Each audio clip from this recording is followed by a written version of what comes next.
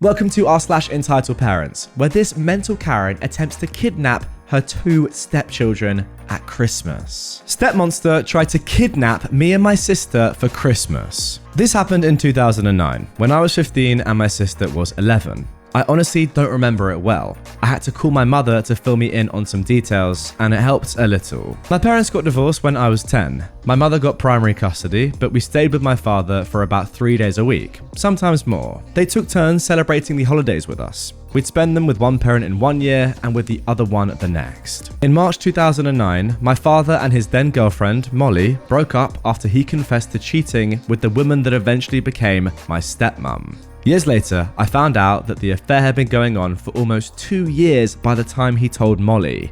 He introduced stepmom to us in May, on my birthday actually, and they almost immediately announced their engagement. From that moment, she started trying to force us all to be a happy blended family, which usually meant forcing us to do everything she, or sometimes my stepbrother, wanted, and pretending my mum wasn't in the picture. Stepmom and my dad started pushing her to leave us with them a lot more often than my parents had previously agreed, but she thankfully wouldn't budge. We started getting ready for the holidays in November, and stepmom started talking about a ski resort that she wanted to visit with us. It was a 3-hour car drive from where we lived and was clearly more suited for couples, younger children, or the elderly. Neither me or my sister actually wanted to go. But before we could say that, stepmom asked us when we'd be done with my school so that she could book it for a 2-week trip during our winter break. I was happy to be the one to break it to her. We'd spent Christmas and New Year's Day with my father and Molly the year before, so it was mum's turn to have us. My father and stepmom called my mother dozens of times to try to convince her to let them take us, insisting that stepmom was excited to spend Christmas with us and that the previous year's holidays didn't count because we'd spent them with Molly. My mum said no, as she'd already made plans, and the subject was dropped for a few weeks. Then, on our last day of school before winter break, stepmom picked me and my sister up from our schools. That was fine. We were supposed to spend a couple of days with my father before the holidays. What wasn't fine was that the moment we got into her car, stepmom said, "We're going to the ski resort! Surprise!" She proceeded to tell us that they'd already packed our bags for us and dad would meet us there.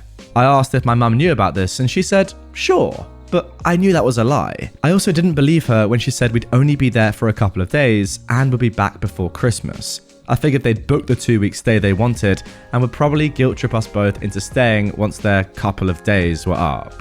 I was terrified. I didn't have a phone. My mum thought I was still too young to have one. Didn't trust my stepmom, and I could see that my sister was even more scared.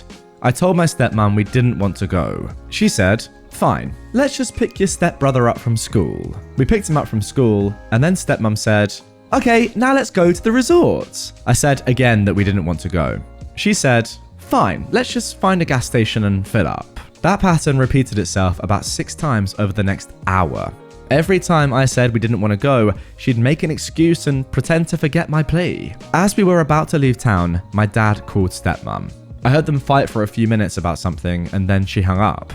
My stepbrother asked her what happened, but she didn't answer. Then she said, "I'm taking you kids to your mum's." She turned the car around and took us home. When we got there, my mum pulled us out of the car and screamed at my stepmom to leave, which she did. Mum was hugging us and bawling as if she hadn't seen us in years. She didn't tell me the full story until a few days later.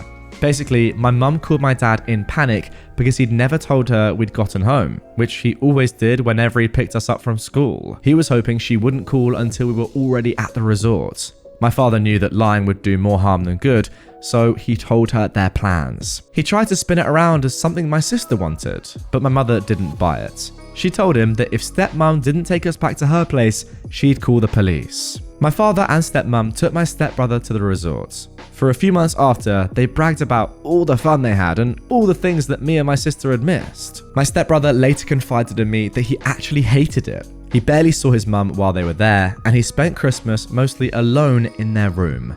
Stepmom called us both selfish for trying to ruin their holidays. My sister actually felt guilty for a while, and I had to reassure her. My mum didn't call the cops or press charges. At the time, she didn't know if what stepmom did would qualify as a crime or if they'd actually help. She also feared that that would ruin our relationship with my father, with whom she was still trying to stay on amicable terms. Years later, she told me she regretted not calling anyone. And that's the story of how I got my first phone. For some reason, I really hate this story, so much that I avoid talking about it. This text was actually in my notes for almost a week. It's far from the worst thing my stepmom has ever done, but it still angers me.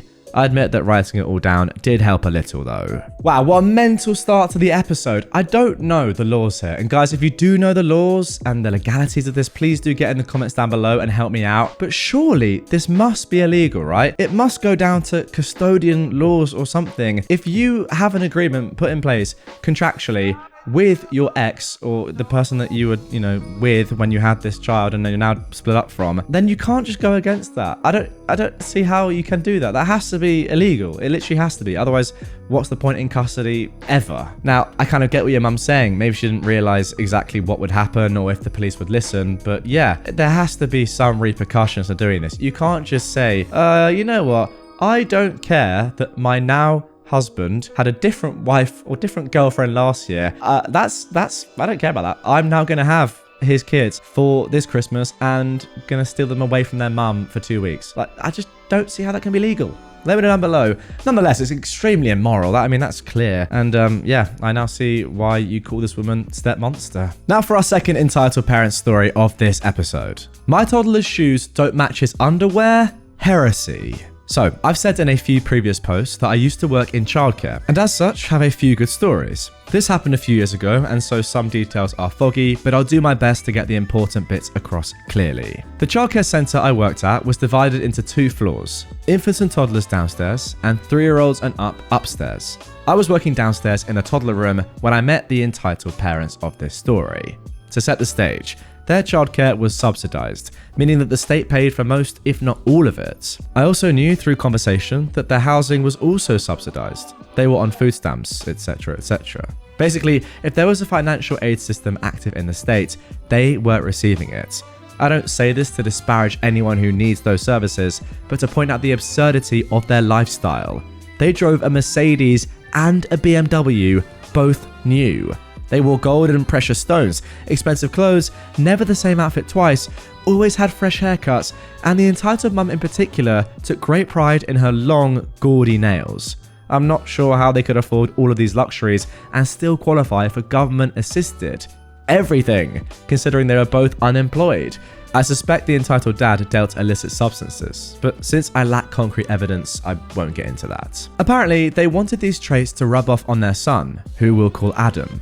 As a 2-year-old, Adam wore brand name clothes, new outfits every day, had professionally styled buzz cuts, and diamond studs in his ears. The earliest story of insanity I can recall from these people was only a few days after their care started. We asked parents to have a few spare changes of clothes for our younger kids, who on occasion needed them for obvious reasons. This entitled mum was happy to oblige with several full outfits, not just pants, shirts, socks and underwear mind you, full outfits. Pants, shirts, socks, underwear, belts, shoes, hats, accessories.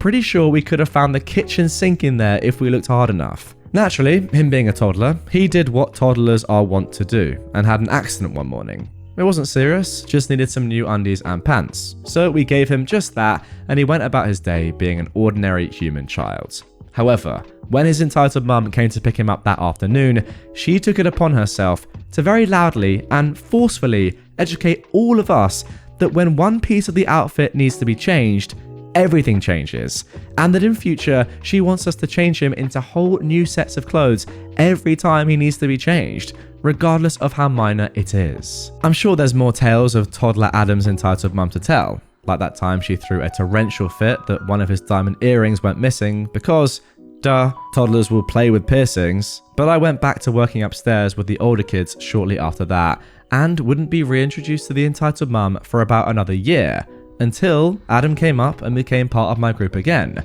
and things went from mildly annoying to just kind of sad. The first thing we repeatedly tried to bring to their attention were issues with Adam's sight. He had at least one lazy eye and it was pretty severe. During each of his yearly vision screenings, held at the centre for all the kids, the nurse would always recommend that he be taken to an optometrist, as the problem could be corrected since he was still young. But no, My son ain't wearing no glasses was all we ever got out of the entitled mum when we broached the issue. Because of his impaired vision, coupled with the fact that his home life consisted of sitting in front of a TV or phone all the time, he began to fall behind developmentally. There was nothing wrong with his cognitive abilities. In fact, I actually think he could be quite smart when he wanted to be. But it was just very clear that his parents saw him as nothing more than an accessory to dress up and post pictures of on Facebook. So, even as a 3-year-old, he just didn't care. He wouldn't engage during activities, was very unsociable, and constantly sought attention through disruptive or destructive means. He wasn't a bad kid, there's no such thing. But he had a lot of problems that his parents' negligence made worse by the day. The one point that I'll never forget was one day, one of our activities was getting all the kids in his age group to write the letters of their name in order. And while most kids were able to do at least some of it, Adam was still at a point where he didn't even know what letters were in his name. Or maybe he did, but his motivation to do anything was just non-existent. So, being about as stubborn as he was, I sat with him all that afternoon, going over it with him, the letters in his name and the motions to write them on paper, and I wasn't going to stop until something happened. And at some point, it did.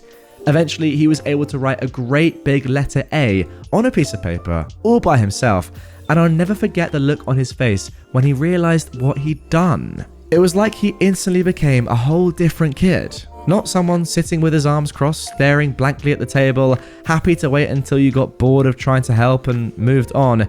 He was beaming ear to ear, holding the paper up to me and proudly proclaiming, "A for Adam! A for Adam!" After a few high fives, he was more than happy to spend the rest of that afternoon practicing his A's. And we were both excited to show his mum what a great job he did when she came to pick him up. That's cool, honey. Let's go. She didn't even look down from her phone. And I've never seen a kid look more disappointed since. This kind of behavior continued until their care eventually ended. I don't remember the exact reason, but they weren't kicked out or anything. And even after. One day, weeks after they were no longer with us, I answer a call from the entitled mum out of the blue demanding her tax papers. Now, when you have a kid or kids in childcare, you get some kind of form every year to file with the rest of your taxes for something or other.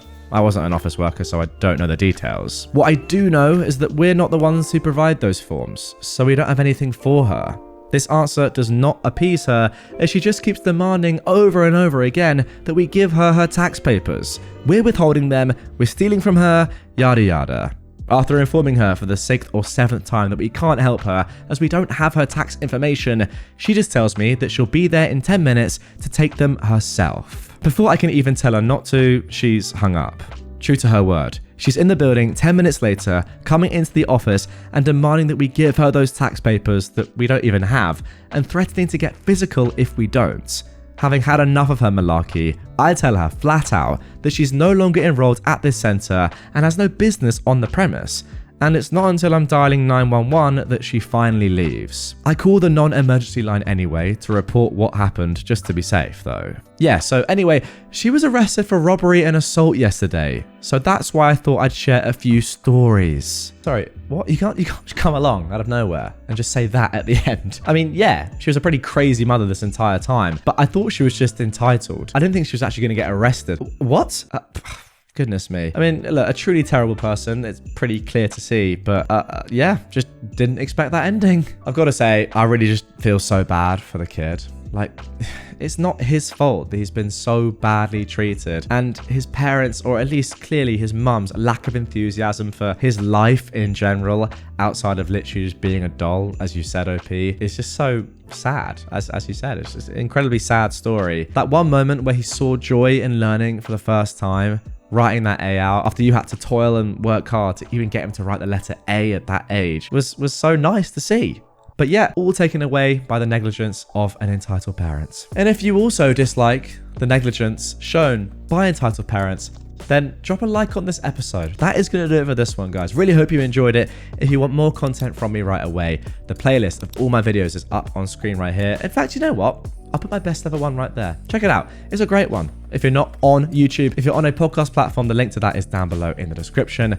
And if you are new, subscribe and follow for daily Reddit content. And I'll see you all tomorrow with some brand new, exciting stories.